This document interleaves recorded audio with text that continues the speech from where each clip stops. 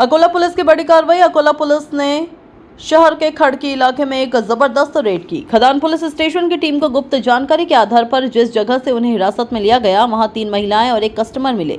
शुरुआती जांच में पता चला कि इनमें से एक महिला कोठा चला रही थी, जबकि बाकी 2 महिलाएं और कस्टमर मौजूद थे। पुलिस ने तुरंत एक्शन लिया और इलाके में अपार्टमेंट पर एक बड़ी रेड की, जिससे पूरे इलाके में हड़कंप मच गया।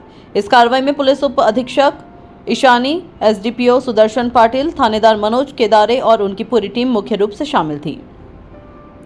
इमोरल प्रोस्टिट्यूशन प्रिवेंशन एक्ट के तहत केस दर्ज किया गया है और जांच चल रही है।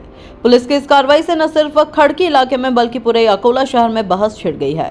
इस घटना से वहां के लोग और नागरिक डरे हुए हैं और प्रशासन से तुरंत कार्रवाई की मांग कर रहे हैं। पुलिस ने इस रेड के जरिए यह संदेश दिया है कि अब कोई भी गलत काम करने वाला दबाव में नहीं रहेगा और पुलिस हर संदिग्ध पर कड़ी नजर रखेगी और कार्रवाई करेगी। आइए देखिए पूरी खबर विस्तार से। भारत संवाद के लिए अकोला महाराष्ट्र से श्री संजय दास की विशेष खबर।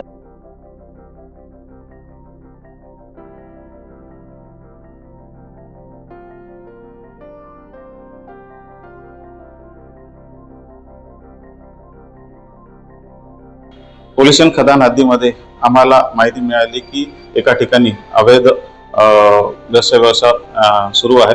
त्या ठिकाणावरून त्या माहितीवरून आम्ही आदरणीय पोलीस अधीक्षक काची चांडक सर यांच्या मार्गदर्शनाखाली आम्ही रेड केली असता त्या ठिकाणी आम्हाला 3 महिला मिळून आल्या, त्यापैकी जी महिला एक कुंटनखाना चालवते, एक महिला व इतर 2 महिला आणि एक ग्राहक असे आम्हाला त्या ठिकाणी मिळून आली।